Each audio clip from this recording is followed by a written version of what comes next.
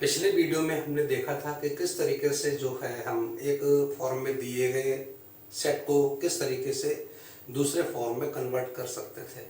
और बेसिकली हम लोगों ने देखा था कि टेबुलर फॉर्म में अगर कोई एक सेट दे रखा है तो उसको सेट बिल्डर फॉर्म में हम कैसे लिखेंगे और उसका कारण क्या था ये भी हमने बताया था कि इनकी ज़रूरत क्या पड़ती है, क्यों पड़ती है। कभी कभी प्रॉब्लम्स ऐसे होती हैं कि उनमें कोई एक सेट जो है वो टेबुलर फॉर्म में दिया गया होता है, दूसरा कोई सेट जो है या ज़्यादा दो से ज़्यादा भी सेट हो सकते हैं, 3-4 सेट भी हो सकते हैं। कुछ सेट जो है टेबुलर फॉर्म में दे रखे हैं, कुछ सेट जो सेट बिल्डर फॉर्म में दे रखे हैं। तो हम आइडिया ही नहीं लगा पाते कि इन सेट में कौन कौन से एलिमेंट्स हैं, उनमें कौन कौन से ऑपरेशन यानी संक्रियाएँ हम कैसे करेंगे। जैसे बाकी अलजेब्रा में तमाम प्रकार की संक्रियाएं जोड़ना, घटाना, गुणा, भाग होता है, ऐसे ही सेट्स में भी यानी समुच्चय में भी तमाम प्रकार के ऑपरेशंस होते हैं, संक्रियाएं होती हैं जो एलिमेंट्स पे करनी होती हैं। तो जब तक एलिमेंट क्लियर नहीं होंगे हम लोग ऑपरेशंस को नहीं सीख पाएंगे, हम संक्रियाएं जो है सेट्स पर नहीं लगा पाएंगे। तो उसको ज़रूरी है उसको सीखने के लिए कि हमें ये पता होना चाहिए कि हम एक फॉर्म के सेट को दूसरे फॉर्म में कैसे चेंज करें। जब सेट्स एक जैसे होंगे तभी हम उनके एलिमेंट्स के बारे में आइडिया लगा पाएंगे। खासतौर से टेबुलर फॉर्म में जब सेट्स होते हैं तभी हम एलिमेंट्स जान पाते हैं कि कौन सा है, क्योंकि इतने एडवांस बच्चे कहाँ होते हैं, और होते हैं तब भी उलझ जाते हैं, फंस जाते हैं। वो काम तो करना ही पड़ेगा। तो एक टाइप का अगर कोई सेट दे रखा है, किसी एक फॉर्म में सेट लिखा गया है, तो उसको दूसरे फॉर्म में कैसे चेंज करेंगे, यही हम पिछली वीडियो और इस वीडियो से देख रहे हैं। तो इस वीडियो में हम लोग अब क्या देखेंगे कि सेट बिल्डर फॉर्म में अगर कोई सेट दे रखा है, यानी प्रॉपर्टी मेथड से अगर कोई सेट लिखा गया है तो उसको टेबुलर मेथड से हम कैसे लिखेंगे, इस वीडियो में हम ये सीखेंगे। तो वीडियो को शुरू करने से पहले फिर मैं ये अपील करता हूँ, ये जो चैनल है रीबूट मैथ, इसको आप सब्सक्राइब जरूर करें। और अगर पसंद आता है, कंटेंट अच्छा लगता है, पढ़ाने का तरीका ठीक लगता है, कुछ समझ में आता है, तो वीडियो को लाइक जरूर करें और शेयर भी करें, जैसे आपके साथियों को भी इसका लाभ मिल सके। तो आज हम सीखेंगे कि सेट बिल्डर फॉर्म में अगर कोई सेट दे रखा है तो उसको टेबुलर फॉर्म में कैसे चेंज किया जाएगा। तो एग्जांपल से सीखते हैं, लेते हैं पहला एग्जांपल। तो मान लेते हैं कि कोई सेट ए दे रखा है, सेट ए है, set A is a set of all x such that x is less than 15 and greater than 11 and x belongs to set of positive integers। हम चाहे तो यहाँ लिख भी सकते हैं कि x पॉजिटिव इंटीजर है, या हम लिख सकते हैं x बिलोंग्स टू, ये जो हमने बनाया हुआ आई के ऊपर जो प्लस लगा दिया, टांग दिया है, तो ये एक्चुअली क्या है, जो पॉजिटिव इंटीजर्स होते हैं उनका अपना एक अलग से सेट है। सेट थ्योरी में अब ऐसे भी है, मैथमेटिक्स में माना जाता है, जितने भी नंबर हमारे हैं उन सबको अलग अलग सेट्स में क्लासीफाई किया गया है, अलग अलग से उनको रखा गया है। तो जो इंटीजर्स होते हैं उनको लिए हम आई, सारे इंटीजर्स का जो सेट है उसको हम आई से डिनोट करते हैं, और उनमें जो पॉजिटिव इंटीजर्स होते हैं उसको हम आई प्लस से डिनोट करते हैं। अगर नेगेटिव इंटीजर्स होते हैं तो ऊपर हम आई माइनस से डिनोट कर देंगे। जो रियल नंबर्स होती हैं उसको कैपिटल आर से डिनोट कर देते हैं। नेचुरल नंबर हैं उनको हम एन से डिनोट कर देते हैं, कैपिटल एन से डिनोट कर देते हैं। तो आगे हम इसको सीखेंगे और ज़्यादा, अभी ज़्यादा डिटेल में जाने की जरूरत नहीं है। तो अभी ये मान लेते हैं कि एक्स जो है पॉजिटिव इंटीजर है, यानी एक्स जो है आई प्लस को बिलोंग करता है, पॉजिटिव इंटीजर है, और कहाँ से कहाँ तक है, 11 से लेके 15 तक है। और ये भी देखना होगा, यहाँ पे इक्वल साइन नहीं लगाया गया है, x इज लेस देन 15, नीचे इक्वल साइन नहीं लगा यानी 15 इंक्लूड नहीं है, और यहाँ पे x इज ग्रेटर देन 11 यानी कि 11 इसमें इंक्लूड नहीं है। तो x वो नंबर होगा जो 11 से अधिक होगा और 15 से कम होगा, छोटा होगा।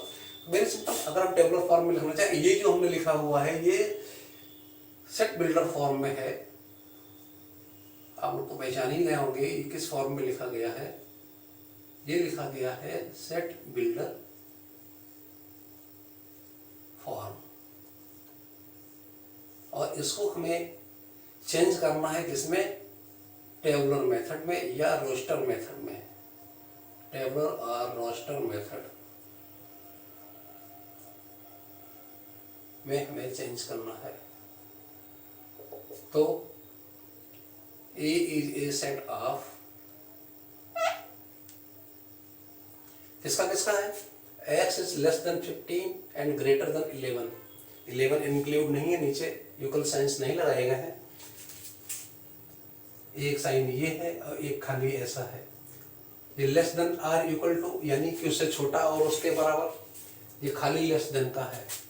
ऐसे ही greater than or equal to और ग्रेटर देन, ये ग्रेटर देन एंड इसको इंक्लूड करने के लिए इक्वल साइन में डाला हुआ है, ये खाली ग्रेटर देन है, इस चीज को ध्यान देना पड़ेगा। तो यहाँ पे x इज लेस देन 15, 15 से कम यानी 14 हो सकता है, 13 हो सकता है, 12 हो सकता है। x इज ग्रेटर देन 11, 11 से बड़ा हो सकता है, 11 इंक्लूड नहीं है। तो 11 से बड़ा कौन सा होगा? 12, यानी एलिमेंट कौन कौन से आने वाले हैं? 12 आने वाला है, 13 आने वाला है और 14 आने वाला है। तो ये टेबुलर मेथड हो गया। चलिए एक और एग्जांपल देखते हैं। तो सेट बिल्डर फॉर्म दे रखी है,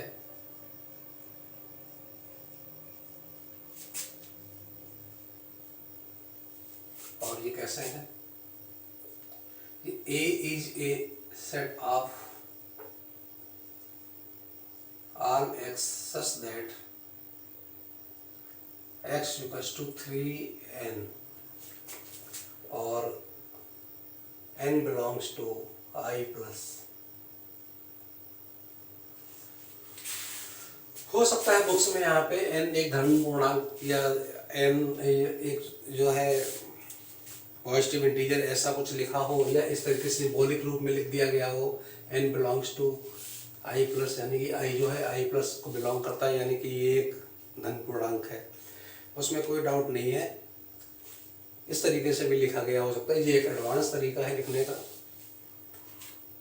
बहुत आसान है।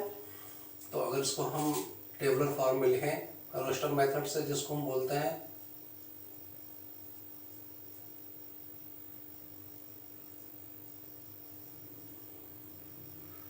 तो ये क्या हो जाएगा? a इक्वल्स टू 3n का मतलब ये हो गया कि 3 का मल्टीपल, तो 3 का मल्टीपल धन पूर्णांक लेने हैं, 3 हो गया। फिर n को 1 लेते हुए, अगर हम n को 1 लेंगे तो 1 इंटू 3 कितना हो जाएगा? 3 हो गया। ऐसे ही अगर n की जगह पे 2 लेंगे तो 2 3 6 हो जाएगा, 3 लेंगे तो 3 3 9। 3n का मतलब स्पष्ट है कि ये 3 का मल्टीपल है। 3 के टेबल में आने वाली सारी नंबर्स इसमें ली गई हैं, तो 3 का टेबल पढ़ते हुए चले जाओ, लिखते हुए चले जाओ। 3 6 9, फिर कौन सा आने वाला है? 12, फिर आने वाला है 15। कहाँ तक जाए? कोई रेंज नहीं इसमें दिखाई गई है, तो हम ये डिसाइड नहीं कर सकते कि इनकी वैल्यू हमें कहाँ से कहाँ तक लेनी है। तो इसको ऐसे ही एंड सो ऑन हम छोड़ देंगे और ब्रैकेट क्लोज, लिख दिया, खत्म कहानी। Very simple. एक और एग्जांपल लेते हैं।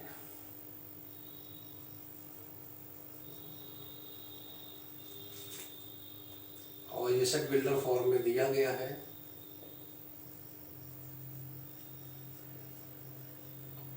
तो और दे रखा, मान लेते हैं सेट, इसको हमने ले लिया सेट बी है। B set of all x such that x square minus 3x plus 2 equals to 0। तो भाई आ गया।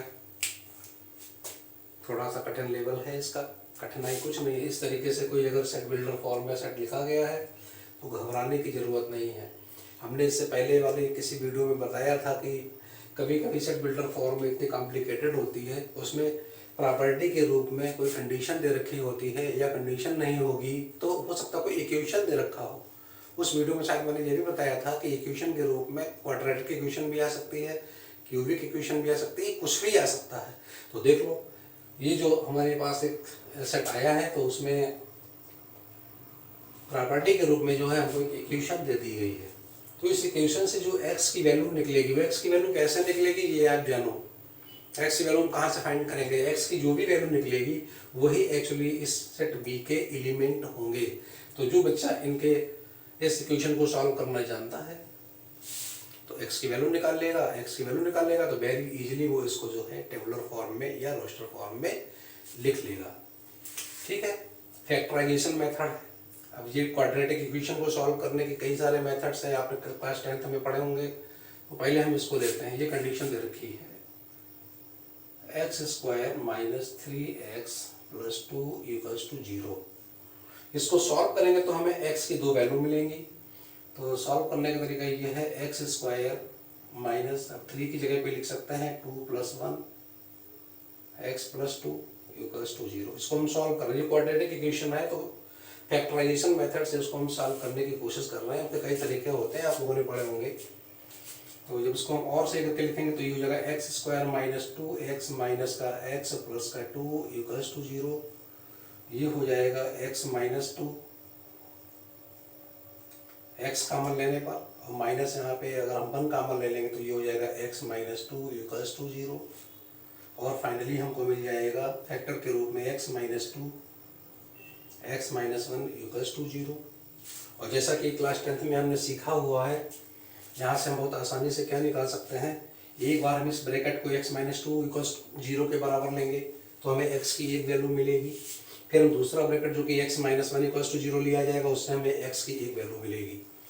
तो पहली कंडीशन में हम लोग ले रहे हैं क्या, x माइनस 2 इक्वल्स टू 0, और ये हमको दे देगा क्या, ये हमको दे देगा x इक्वल्स टू 2। ऐसा ही दूसरी कंडीशन में हमारे पास है x माइनस 1 इक्वल्स टू 0, और जो हमको दे देगा x इक्वल्स टू 1। तो ये x की दो वैल्यू मिल गई, एक हो गई x equals to 2, x equals to 1। इस इक्वेशन को सॉल्व करने पे जो हमको एक प्रॉपर्टी के रूप में सेट बिल्डर फॉर्म में दी गई थी, ये जो कंडीशन आई हुई है x² minus 3x plus 2 equals to 0, इसको सॉल्व करने पर हमें x की दो वैल्यू मिलती हैं। एक है x equals to 2, x equals to 1। यही हमारे एलिमेंट बनेंगे जब हम इसको टेबुलर फॉर्म में लिखेंगे। तो टेबुलर फॉर्म में लिख दोगे, टेबुलर फॉर्म में जब b आएगा तो b is a set of what, 1, 2। इस तरीके से कितना ही कठिन क्यों ना सेट बिल्डर फॉर्म में दिया गया हो, उसको बहुत इजीली जो है हम लोग टेबुलर फॉर्म में लिख सकते हैं। बस हमको इक्वलिटी मालूम होना चाहिए, इनइक्वलिटी मालूम होना चाहिए, इक्वेशंस मालूम होना चाहिए, उनको सॉल्व करने का तरीका पता होना चाहिए। अगर ऐसा इतना सब कुछ पता है, बहुत आसानी से हम किसी एक फॉर्म के सेट को दूसरी फॉर्म के सेट में चेंज कर सकते हैं। तो उम्मीद है ये वीडियो आप लोगों को पसंद आया होगा, इसमें बताया गया कंटेंट आपके समझ में आया होगा। अगर आप नोट्स बना रहे हैं तो वीडियो को पॉज करके इनको आप एग्जाम्पल के तौर पे अपनी कॉपी में नोट कर सकते हैं। बार बार देखेंगे तो ये निश्चित रूप से आप सीख जाओगे और होशियार हो जाओगे। ओके, फिर मिलते हैं।